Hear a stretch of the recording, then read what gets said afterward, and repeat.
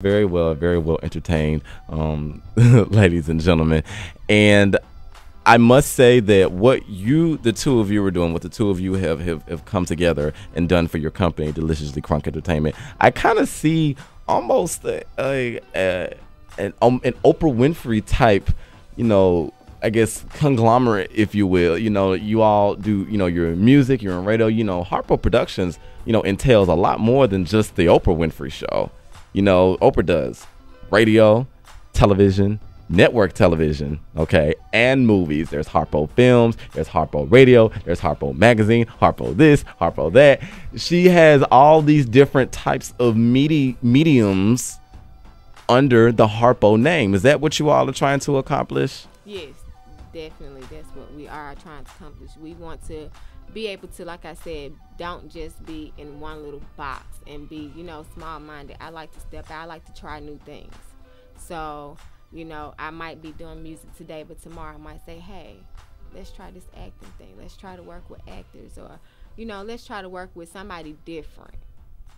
Why Atlanta? Why not somewhere else? Why not take this business of yours and maybe possibly move it to those bigger cities like Los Angeles or Chicago or New York? I would love to venture out to those places, but I can say I do love Atlanta. Atlanta is a second home for me, and I have been there, since a teenager. So, like I said, I'm more comfortable with being in my comfort zone. So there's nothing wrong with stepping out, in those areas. Like we more than willing to go to different areas, but I prefer to work in the Atlanta area. Okay. What about you, Miss Audreanna Hatcher? Why Atlanta? I agree with Shay. I would be willing to venture out into other areas of the U.S., but Atlanta just has that spark right now that I think so many people have been looking for, with just all the talent that is coming forth from it right now.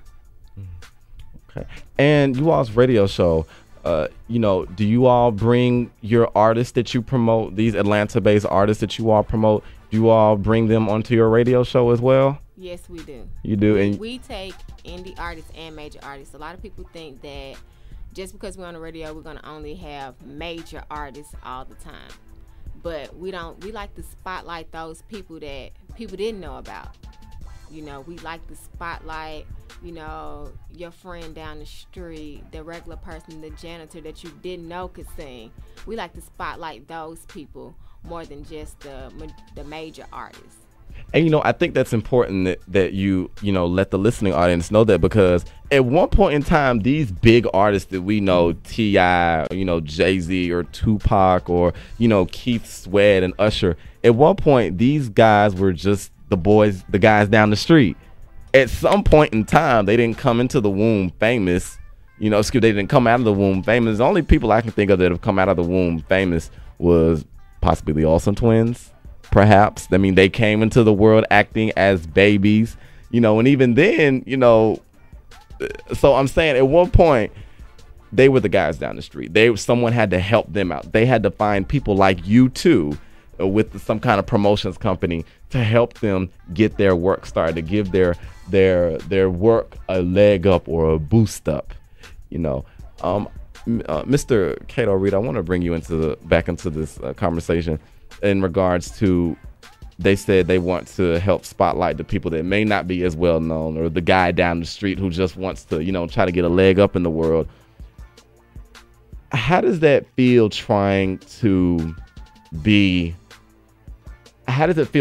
get your start? Because I know, it's easy for people, to have faith or have hope once they're millionaire superstars.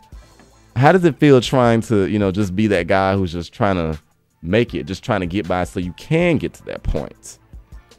It matters that you have that strength, but it gets frustrating sometimes. You have your downtime, you could have your depressing time, because you see other artists out here, and sometimes you see artists making it further than you that you don't feel like it's as talented as you. But you got to have that faith, because this is the time to have it, not when you're rich. You know, when you got it, and then you want to preach back down to the impoverished and say, hey, this is how I made it. I can't. It's hard to relate to that sometimes. I want to relate to the guy next to me saying, man, I had a downtown last week, man, but I was listening to the radio, watching some music video, I went to a showcase or something, man. I got your vibe back or something. You know, I got back in the studio and made a hit or something, and now I'm ready to get out here and present it to the world. It's like a renewed strength, and you keep doing that, you get stronger and stronger and stronger, and you just got to hold on to that and keep going. I've seen people fall off, later get the best of them, and don't even want to listen to music on the radio no more, so they're so disgusted. But you got to keep it moving. Do you ever find yourself becoming jealous sometimes when you see, you know, the people in your respective industry of interest, your respective industry of choice on television, you know, selling, you know, millions and millions of records? Do you sometimes find yourself getting a little jealous? It's like, ugh, I wish that was me. Or, you know, do you find yourself in those positions sometimes? Before I had the mindset that I have now, yes, it was easy to do that, because you might have seen somebody, you might know somebody that knows that person, or you might have been around that person a couple times, and now boom, they're on the radio. Now they're the man in the club, they're in VIP, and their song is all everywhere. But now the mindset is, if he can do it, I can do it, because they are regular people. It's the person down the street. It really is the guy in the neighborhood who just kept going, you know, and he probably watched people fall by the wayside, but at some point it becomes your turn. You just have to keep waiting till the line moving. You know, the line is moving, so you have to wait your turn. You know, you have to have faith that the line is moving. You're not being forgotten. You know, you're not being overlooked. You know, so. You know, I must say that hearing you say that kind of puts me, I remember in those positions where as a 16, 17-year-old, seeing people like Chris Brown and Soulja Boy or Miley Cyrus or anybody who was on television and making millions of dollars, I said to myself, these people are the same age as me. And they're making all this money, and here I am, just a struggling college student. And there were some times I would get, you know, become envious and say, how your life get to be so good? You know, why my life is at the, you know? And then I began to, what helped me in that respect was I began to look at, okay, what good things have happened in my life? There you go. Okay. Okay. What good things and what has gotten me to this point? Because I had to remember, now, Ed, there was some areas of your life where people looked at you and say, oh, I wish I was doing that, or I wish my life was like that. So I had to think about that. There's always something, there might have been something that I wanted that somebody else wanted. And so somebody may have looked at me in that same light. You see where I'm coming from? Yeah, definitely. It's all about the power of your subconscious, man. I read a couple books in my life, and if you chose to be jealous, be envious of somebody, and you keep feeding yourself that, you're going to end up in a dark place. You are. But what you did, you chose to find some positive, you know, out of the situation, and you allow it to be your motivation. So you start feeding yourself that, and then you start becoming the person that you're supposed to be on the positive end instead of being in that dark place. So That's right. Did the correct thing. And you know, we the Late Night with Ed Moore, the third show, on our website, we do have something called the Page of Inspiration. And one of the quotes from that I placed on that Page of Inspiration is, don't become jealous, become inspired. Don't become jealous, become inspired. If there is somebody that you see doing something that you want to do, don't be jealous of that person. Just let that person inspire you. Take notes. Hurry up and become inspired. Don't waste no time. Just hurry up and do it. Just hurry up and become inspired. I want to know, you two ladies, the business women here on the show, what inspired you? I know, Shay, you told me that you said when you were 15, when you were kids or whatever, you said you wanted to help out your friends promote whatever it was they were doing, and that's what kind of gave you the push. But are there any people in particular that inspire you to do this work of marketing and promotions? With marketing and promotions, I can't say no one really inspires me, you know, because I don't know too many people in marketing and promotion, especially women.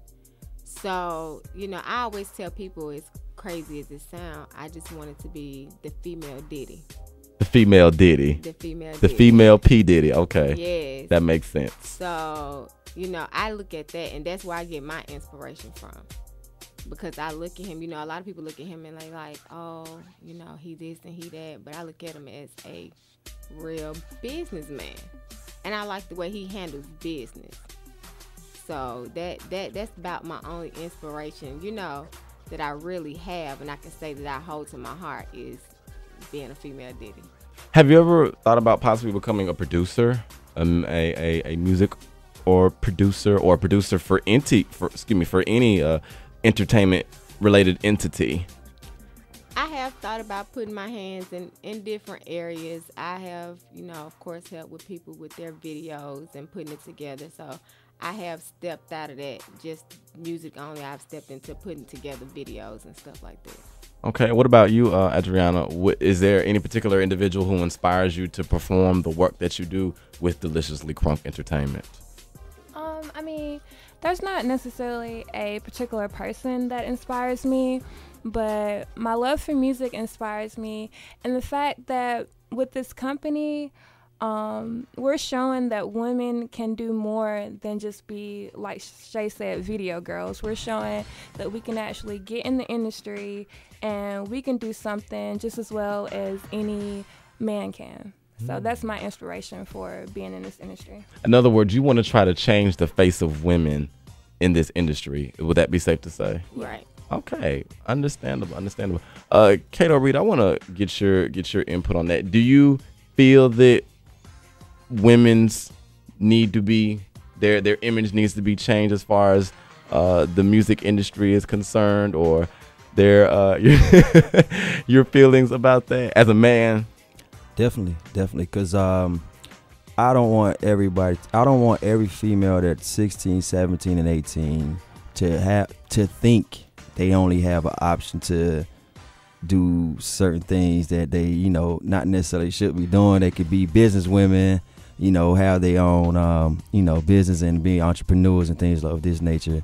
You know, it's right now we probably got two options as a video girl and whatever else comes with that territory, and that shouldn't be the only option, you know. So they're doing a great job, and I definitely want to be there for when everything blows up, to say, hey, you know, you guys are actually being an inspiration to, you know, you giving that extra option to a young lady out there that, you know, that's another option for me, and I would like to do something like that also. So they're doing a great job.